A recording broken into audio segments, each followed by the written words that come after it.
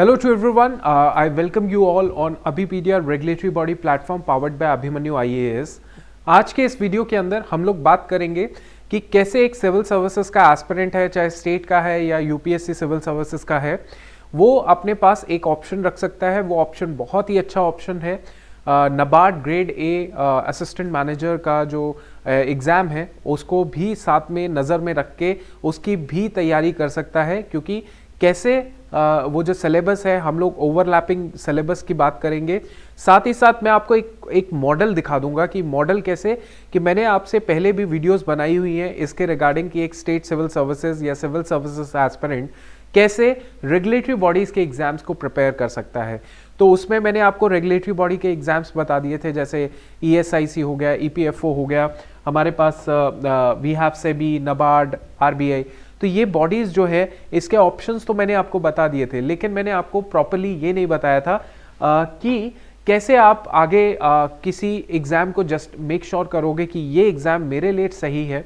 इन regulatory bodies में मेरे लिए कौन सा सूटेबल एग्ज़ाम है, मेरे सिविल सर्विसेज में मैंने कौन से सब्जेक्ट्स पढ़े हैं या मैंने कौन सा ऑप्शनल पढ़ा है, उसके साथ मैं रिलेट करके ये 5 जो एग्ज़ाम्स हैं उनमें से 2 एग्ज़ाम, 1 एग्ज़ाम या 3 एग्ज़ाम चूज़ करके अच्छे से पढ़ाई कर सकता हूँ और इनको भी एज अ बैकअप ऑप्शन रख सकता हूँ। तो ये चीज़ को आज मैं क्लैरिफाई करूँगा फुल क्लैरिटी के साथ, ताकि आप इसी क्लैरिटी को आगे जाके फॉलो करके अपना रोड मैप बनाइए, अपना आगे का टारगेट बनाइए और एंड तक ये वीडियो ज़रूर देखिएगा, क्योंकि ऑब्वियसली इसमें कुछ चेंजेस आए हैं जो सिविल सर्विसेज जो एस्पिरेंट है उनके बहुत ज़्यादा फेवर में है। वो चेंजेस की भी बात करेंगे। एंड तक वीडियो देखो, लाइक और शेयर भी करो, कमेंट भी करो, ताकि एक मोटिवेशन आए टू डू एक्स्ट्रा, ताकि आपको बेनिफिट मिले, राइट। तो चलो, असिस्टेंट मैनेजर जो ग्रेड ए नबार्ड का जॉब है, ये हर साल ऑलमोस्ट निकलती है और काफ़ी ज़्यादा ट्रांसपेरेंट जॉब है और प्रोसेस है इसका कि आपको फटाफट अपना रिजल्ट पता लग जाता है और सारी चीज़ें होती हैं। और साथ ही साथ वर्क लाइफ बैलेंस और जिसे कहते हैं ना work life balance, salary, everything, post जिसे कहते हैं कि प्रमोशन वगैरह, everything is good in NABARD. So इसमें जाने के 3 बेसिक स्टेप्स होते हैं। सबसे पहला स्टेप होता है आपके पास प्रीलिम्स एग्जाम। प्रीलिम्स जो है उसके कुछ सब्जेक्ट्स हैं, वो आपको ऑब्जेक्टिव टाइप है, आपको आंसर देना पड़ेगा, दैट्स इट। क्वालिफाई करना पड़ेगा, कट ऑफ निकलती है, कट ऑफ को पार करोगे तभी आप मेंस में बैठोगे। मेंस सब्जेक्टिव इन नेचर होता है, सब्जेक्टिव को आपको लिखना पड़ेगा। लिखना मतलब इसमें थोड़ा सा अलग पैटर्न होता है कि आपको टाइप करना पड़ता है, आपको हाथ से लिखना नहीं पड़ेगा, you have to type, right. तो वो थोड़ा सा ज़्यादा उसमें एफर्ट लगता नहीं है, उसमें आपको थोड़ी 10, 20, 30 दिन की एक्स्ट्रा मेहनत चाहिए, दैट इज़ इट। और इसके बाद होता है इसका इंटरव्यू, राइट। तो ये इसके स्टेप्स हैं। हम सबसे पहले प्रीलिम्स के ऊपर कूदेंगे कि प्रीलिम्स में क्या इसका सिलेबस रहता है। अब आप बोलेंगे सर आपने एलिजिबिलिटी तो बात की नहीं। देखो, अब अगर आपको ये एग्ज़ाम पैटर्न में इंटरेस्ट होगा कि यार एग्ज़ाम पैटर्न, आपको सबसे पहली चीज़ तो है कि आप ये चीज़ जो कि नबार्ड में मेरे को प्रिपरेशन करना है, तो सबसे पहले तो आप एग्ज़ाम पैटर्न देख लो। एलिजिबिलिटी इसकी ऐसी है जो नॉर्मल है, 30 साल, 30, 32 साल, 33 साल, इस तरीके से SC ST OBC को थोड़ा ज़्यादा रिलैक्सेशन मिल जाता है और जनरल को जो है रिलैक्सेशन नहीं, अप टू 30 ईयर्स। आप एक बार चेक कीजिएगा, नॉर्मल है, इतना कुछ मुश्किल नहीं है। ग्रेजुएशन, पोस्ट ग्रेजुएट इतने परसेंटेज भी नहीं चाहिए होते हैं। तो अगर एलिजिबल होते हैं तो आप ये ज़रूर देखिए कि क्या इसमें ठीक चीज़ें मेरे लिए हैं। जैसे नबार्ड ग्रेड ए का जो एग्ज़ाम है, इसका जो प्रीलिम्स का पेपर होता है, उस प्रीलिम्स के पेपर में आपको ये सारे सब्जेक्ट्स आते हैं। For example you will be getting reasoning ability, आपको रीजनिंग एबिलिटी मिलेगा, ठीक है। 20 क्वेश्चंस 20 मार्क्स के होते हैं। इंग्लिश आपको 30 नंबर की इंग्लिश आती है, 30 सवाल की। कंप्यूटर नॉलेज आपके पास 20 सवाल 20 नंबर के। जनरल अवेयरनेस आपका 20 सवाल 20 नंबर के। क्वांटिटेटिव एप्टीट्यूड आपके पास 20 सवाल 20 नंबर के। फिर आता है यहाँ पे ESI मतलब सोशल एंड इकोनॉमिक इश्यूज, ये आता है आपके पास 40 सवाल 40 नंबर के। और नेक्स्ट आता है ARD मतलब एग्रीकल्चर एंड रूरल डेवलपमेंट, जिसमें 40 सवाल आते हैं 40 नंबर के। नाउ इस बार थोड़ा सा पैटर्न में चेंज किया गया है, आप ही के फेवर में है, आप ही के फेवर में मैं बताता हूँ। हाँ, तो इंग्लिश को जो है पहले इंग्लिश के 40 सवाल आते थे, राइट। अब ये इंग्लिश के 40 सवाल को कम करके 10-30 कर दिया और ये जो 10 एक्स्ट्रा होंगे वो डिसीजन मेकिंग के टॉपिक्स में चले जाएंगे, ठीक है, जो कि ज़्यादा इतना डिफिकल्ट होता नहीं है डिसीजन मेकिंग के टॉपिक्स में। अब चेंज ये हुआ है आपके फेवर के अंदर कि पहले तो क्या होता था कि सारा का सारा ऐड होता था कट ऑफ डिसाइड करने के लिए, what should be the cut off, ये सारे ऐड होते थे कट ऑफ के अंदर और फिर जो है डिसाइड किया जाता था कि कट ऑफ जो है जनरल की, SC ST OBC की SEC जाएगी। लेकिन अब क्या किया गया है, अब ये किया गया है कि जो कट ऑफ डिसाइड की जाएगी वो 3 सब्जेक्ट के बेसिस पे की जाएगी, 3 सब्जेक्ट्स को ऐड करके कट ऑफ डिसाइड किया जाएगा। उसमें 3 सब्जेक्ट्स कौन से हैं, आपका पहला सब्जेक्ट आ गया इकोनॉमिक सोशल इश्यूज, ठीक है, दूसरा सब्जेक्ट आ गया एग्रीकल्चर रूरल डेवलपमेंट एंड तीसरा सब्जेक्ट आ गया आपका जनरल अवेयरनेस। तीसरा कौन सा आ गया, जनरल अवेयरनेस। तो इन 3 सब्जेक्ट्स को ऐड करके तब जाके अगर आपकी कट ऑफ क्लियर होगी तो you are good to go for your mains, and अगर नहीं हो रही होगी तो आप फिर फेल हो सकते हैं, फेल हो जाएंगे, ये क्राइटेरिया है। बाकी जो सब्जेक्ट्स हैं, ये सारे जो सब्जेक्ट्स हैं they are qualifying in nature, मतलब इनकी कट ऑफ डिसाइड नहीं हुई है, आपको इंडिविजुअल कट ऑफ क्लियर करनी होगी, 2 नंबर 3 नंबर, 20 में से 3 नंबर होगा, 2 नंबर होगा, 4 नंबर होगा, इस तरीके से होता है जो कि क्वालिफाई करना पड़ता है। बाकी मैक्सिमम टू मैक्सिमम स्कोर कहां पे लाना होगा आपको, अवेयरनेस में, ESI में, ARD में, समझ आ गया, तो आप ही के फेवर में आया। क्योंकि देखिए कोई भी सिविल सर्विसेज का एस्पिरेंट है, मुझे पता है कि आपने सारे सब्जेक्ट्स पढ़े एक्सेप्ट एक आधा सब्जेक्ट। कौन सा सब्जेक्ट होगा, आपने कंप्यूटर एप्लीकेशन या कंप्यूटर नॉलेज नहीं होगा आपके पास, ठीक है, आपने नहीं पढ़ा होगा, बट उसको पढ़ने में भी कोई बहुत महीने नहीं लगते हैं, ऑप्शनल नहीं है, it is just will take, अगर सिविल सर्विसेज की प्रिपरेशन कर रहे हैं, will take hardly 2 to 3 days to read that 50 pages of booklet. मतलब 2-3 दिन तो मैंने बहुत ज़्यादा बता दिए, एक दिन में भी कई बार वो 50-60 पेजेस की बुकलेट पढ़ी जा सकती है। तो ये कंप्यूटर नॉलेज जो है ये आपने नहीं पढ़ा होगा। बाकी जितने भी सब्जेक्ट्स हैं वो आपने पढ़े होंगे। अब आप बोलेंगे नहीं यार एग्रीकल्चर रूरल डेवलपमेंट मैंने नहीं पढ़ा है ना, तो इसका हम लोग पहले बाइफर्केशन देखेंगे कि कैसे कैसे इसके अंदर क्या क्या चीज़ें आती है, फिर आपको मैं रिलेट कराऊंगा कि क्या कहीं आपने ज्योग्राफी में कहीं पढ़ा है रूरल डेवलपमेंट के बारे में, एग्रीकल्चर के बारे में, और इकोनॉमिक एंड सोशल इश्यूज क्या आपने विजन IAS की मैगजीन से पढ़ा है, क्या आपने आंसर राइटिंग में GS 3 में कुछ ना कुछ मेंस के रिगार्डिंग डेवलपमेंट, ग्रोथ डेवलपमेंट, ये सब चीज़ें आपने पढ़ी हैं, तो आपको खुद रियलाइज होगा कि ज़्यादातर सिलेबस आपने ऑलरेडी पढ़ा है, ठीक है। बस फेवर में आपके और एक चीज़ आ चुकी है कि अब इन 3 सब्जेक्ट्स के अंदर आपको मैक्सिमम मार्क्स लाने हैं, तो मेक श्योर कि कट ऑफ से पार हो जाओ, ठीक है। बाकी में एक स्ट्रैटेजी लगानी है, दैट इज कि इंग्लिश, जैसे कंप्यूटर नॉलेज है, इसमें 2 4 5 6 जितना भी नंबर होंगे, बहुत मिनिमम नंबर्स होते हैं, कुछ इतना बहुत मुश्किल नहीं होता, सबसे ज्यादा इन 3 सब्जेक्ट्स में लेकर आना है, अंडरस्टैंड। तो this was the prelims pattern, right. अब हम लोग बात करते हैं मेंस की। अब देखो अल्टीमेटली मेंस और इंटरव्यू गेम चेंज करेगा, मेंस और इंटरव्यू में ही आपके मार्क्स जुड़ेंगे, तब जाके मेरिट में आपका नाम आएगा, ठीक है। सो मेंस में आपके पास क्या होगा कि आपके पास 100 सवाल आएंगे इंग्लिश डिस्क्रिप्टिव टेस्ट के। तो इंग्लिश डिस्क्रिप्टिव टेस्ट में आपको ऐसे राइटिंग होगी, प्रेसे होगी, तो ये सारे इंग्लिश डिस्क्रिप्टिव के अंदर है जो 90 मिनट आपको दिए जाएंगे। और दूसरा जो पेपर होगा आपका वो होगा ESI, मतलब कि sorry ESI, that is economic and social issues, जो प्रीलिम्स में भी हमने पढ़ा होगा, और ARD जो कि प्रीलिम्स में भी हमने पढ़ा होगा। इनफैक्ट प्रीलिम्स में हमने जनरल अवेयरनेस, ESI और ARD, ये 3 सब्जेक्ट हमने बोले थे कि इनको तो स्ट्रॉन्ग करके ही जाना पड़ेगा, because there is no other option, क्योंकि वहां पे कट ऑफ डिसाइड हो रही है। और उसी का बेनिफिट हमें यहां पर भी मिलेगा कि यही 2 सब्जेक्ट जो है पेपर 2 में आते हैं, 100 क्वेश्चंस होंगे 90 मिनट्स के, आप समझ गए। तो मेरे कहने का मतलब ये है कि इंग्लिश डिस्क्रिप्टिव है और आपका जो है ये 2 पेपर होंगे। आपका टाइपिंग आपको करना पड़ेगा, पेपर को लिखना वाला काम नहीं है, टाइप करके ही आपको पेपर करना पड़ेगा। तो इसमें 90 मिनट्स आपको मिलेंगे और ये होगा आपका मेंस का हिसाब किताब, ठीक है। सो इसके बाद हम लोग बात करते हैं इंटरव्यू। तो इंटरव्यू में कुछ भी नहीं है, इट इज जस्ट कि आपको इंटरव्यू में you are all prepared, they will be checking about your ethics, integrity, as well as your decision making skills, your knowledge about the organisation, ये सारी चीज़ें। ये तो चलिए फर्दर स्टेप है, बट अभी पीडिया के साथ जब जुड़ेंगे तो आपको यहाँ तक पहुँचने की हेल्प की जाएगी, इंटरव्यू तक आपको हैंड होल्डिंग किया जाएगा कि कैसे क्या करना है। इसके अलावा अब हम बात करते हैं जर्नल प्रीलिम्स के बारे में। देखिए प्रीलिम्स में जो हमने पढ़ा जनरल अवेयरनेस, एक सब्जेक्ट था जनरल अवेयरनेस। मैं बाकी सब्जेक्ट्स की बात नहीं करूंगा। क्यों नहीं करूंगा? क्योंकि 2000 just qualifying in nature. Cut off हमारी 3 पेपर से डिसाइड होगी, जनरल अवेयरनेस, ईएसआई और एआरडी, इन तीनों में जोर देंगे हम लोग। ठीक है, जनरल अवेयरनेस में आएगा क्या? जनरल अवेयरनेस सिंपल है यार, देखो current affairs, banking, economy, insurance, reading comprehension. ठीक है, रीसेंट अपॉइंटमेंट्स अवार्ड जो है ये गलत है, इसको आप गलत कर दीजिएगा।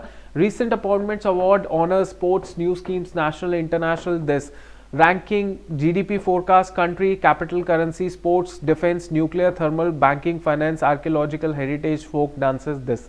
आप कोई भी नॉर्मल आप मैगजीन उठाएंगे ना, जो जिसमें एक तरीके से जिसमें ये सारी चीज़ें दी जाती हैं, जिसे हम करंट जीके भी कहते हैं, मिसलेनियस जीके कई बार कह देते हैं, तो आपका काम बहुत अच्छे से चल जाएगा जनरल अवेयरनेस के केस में। Everything related to current affairs, miscellaneous GK होती है, कई बार बैंकिंग जीके होती है, बैंकिंग करंट जीके, वो सारी चीज़ें यहाँ पे आपके काम आ जाएगी। ठीक है, और इसके अलावा जो है जनरल अवेयरनेस हो गया। अब बात करते हैं, देखो अब बात करते हैं हम लोग एग्रीकल्चर एंड रूरल डेवलपमेंट। दो इसके पार्ट्स होंगे, एक तो पार्ट होगा इसका स्टैटिक, ठीक है, और दूसरा होगा करंट। ठीक है, इंट्रोडक्शन टू एग्रीकल्चर थेरेटिकल है, कुछ ऐसा नहीं है जो बहुत मुश्किल हो जाएगा। Soil, water conservation, forestry, crop production, water resources and irrigation management.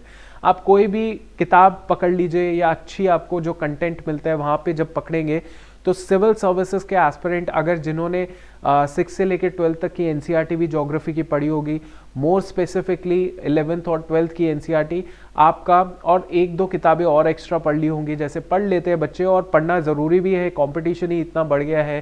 For example आपने माजिद हुसैन की इंडियन ज्योग्राफी पढ़ी हुई है, तो आपका बहुत आसानी से यहाँ पे 50 to 60% जो है ऑलरेडी सिलेबस कवर है। 50 to 60% एआरडी का आप मान के चलिए, आप खुद देख लेंगे, फर्क समझ आ जाएगा एआरडी की बात। और करंट अफेयर्स में जैसे एग्रीकल्चर रूरल डेवलपमेंट से रिलेटेड कोई इंडेक्स आ गया, कोई स्कीम्स आ गई, गवर्नमेंट बहुत सारी स्कीम्स निकालती रहती है, ठीक है, तो इससे रिलेटेड बजट में आ गया, इकोनॉमिक सर्वे में आ गया, तो जो भी अपना निकलता है करंट में वो सब आपको पढ़ना पड़ेगा। और जो सिविल सर्विसेज वाला होता है वो कहीं ना कहीं उसको मिल ही जाता है, बहुत सारा कंटेंट उसने किया होता है अलग अलग सोर्सेज से, तो वो आपको मिल जाएगा।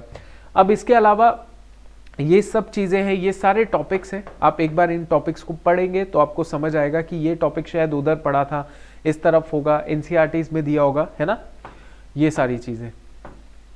ओके, फिर एक चीज़ बड़ी इंपॉर्टेंट आती है यहाँ पे, जो भी लेटेस्ट जैसे ISFR फॉरेस्ट सर्वे जो होता है, फॉरेस्ट सर्वे है, उसके ऊपर देन सेंसस पूछा जाता है, सेंसस जो है उसके बारे में सवाल पूछा जाएगा। Economic and social caste census जो होता है, social and economic caste census, यहाँ पे सवाल पूछे जाते हैं।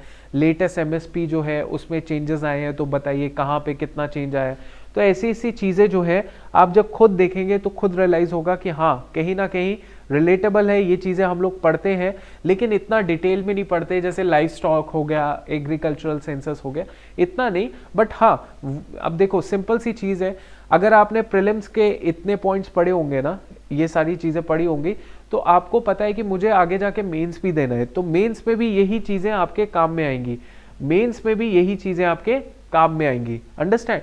तो इतना आपने याद रखना है। क्लियर हो गया? चलो नाउ इसके बाद हम लोग बात करते हैं इकोनॉमिक एंड सोशल इश्यूज। आपने इकोनॉमिक्स पढ़ी है, पहले एनसीईआरटीज पढ़ी होंगी, थोड़ा रमेश सिंह या संजीव वर्मा पढ़ा होगा, उसी से ही रिलेटेड यहाँ पे सारे topic, nature of Indian economy, structural institutional features, economic under development, opening up of economy, globalisation, privatisation, inflation, economic reforms, employment generation, poverty, industrial जो डेवलपमेंट होती है, एक्सटर्नल सेक्टर, सब टॉपिक्स वही हैं जो आपने पढ़े होंगे। ठीक है, measurement of poverty, population trends, growth, economic, agriculture, industry, rural development, globalisation, social structure, education, social justice, सारे के सारे टॉपिक्स यहीं पे है, वही चीज़ें होंगी। और बट चेंज यहाँ पे ये आ जाएगा, स्कीम्स। इस एग्ज़ाम के अंदर स्कीम्स पे काफ़ी ज़्यादा जोर दिया जाता है, तो जितनी भी स्कीम्स होंगी आपकी वो आपको पढ़नी पड़ेंगी, ठीक है। वो आप जनरली हम लोग पढ़ते ही हैं, सिविल सर्विसेज में पढ़े ही जाती हैं वो स्कीम्स, ठीक है। तो वो स्कीम्स जो है यहाँ पे बहुत ज़्यादा रोल प्ले करती हैं। तो ESIC भी आपको समझ आ गया। तो मैंने मेंस का सिलेबस इसलिए नहीं डिस्कस किया बिकॉज मेंस का जो सिलेबस है उसमें क्या है, इंग्लिश डिस्क्रिप्टिव, ठीक है। उसके बाद इंग्लिश डिस्क्रिप्टिव है, उसके अलावा जो दूसरा पेपर है दैट इज ARD ESI। तो ESI और ARD जो मैंने प्रीलिम्स के लिए पॉइंट ऑफ व्यू से बताया वही मेंस के लिए इंपॉर्टेंट है, बस आपको टाइप करना पड़ेगा। Syllabus is almost similar. तो आपको अगर देखा जाए तो सिविल सर्विसेज का एक एस्पिरेंट जो है उसके सामने उसको एक्स्ट्रा जो है कुछ खास इतना नहीं पढ़ना, बस उसने ARD जो है, अगर मैं मोटे मोटे तौर पे बोलूं तो ARD जो है वो उसको एक्स्ट्रा पढ़ना पड़ेगा, बट उसको भी नहीं पढ़ना पड़ेगा, ARD भी नहीं पढ़ना पड़ेगा अगर आपका ज्योग्राफी ऑप्शनल है, या ठीक है, या फॉरेस्ट्री अगर ऑप्शनल है। तो इस तरीके से आपको वो चीज़ भी नहीं पढ़नी पड़ेगी। तो I hope you understood what I am trying to tell you is कि NABARD एक आपके पास बेस्ट अपॉर्चुनिटी है जहां पे आप इस तरीके से कर सकते हैं।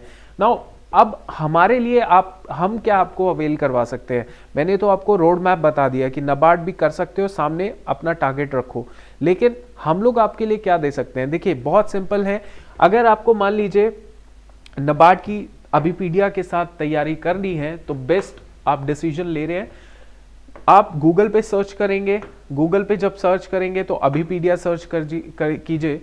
अभिपीडिया में के पोर्टल में जब जाएंगे तो यहाँ पे आपको चूज एग्जाम करना पड़ेगा। चूज एग्जाम करने के बाद आपके पास रेगुलेटरी बॉडी एग्जाम्स का ऑप्शन आएगा। यही एग्जाम्स की बात कर रहा हूँ मैं, और एक के बाद एक मैं वीडियोस लाने वाला हूँ कि कैसे आप एक्स्ट्रा एफर्ट लगाएंगे थोड़ा सा और आपको रिजल्ट दिखेगा ज़्यादा, ठीक है।